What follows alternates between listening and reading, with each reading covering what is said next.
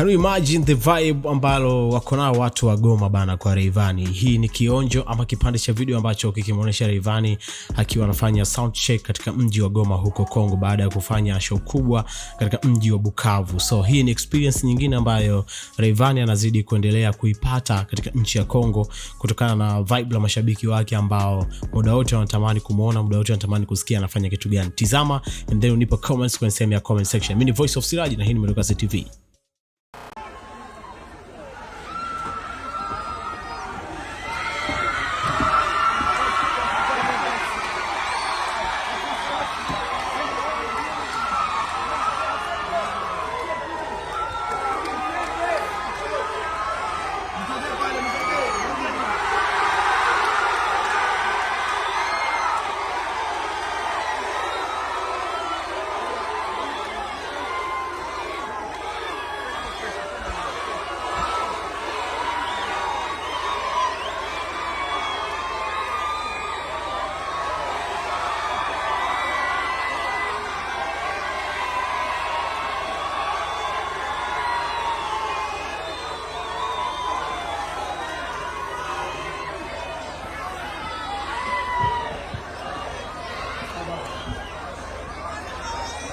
Majali kuna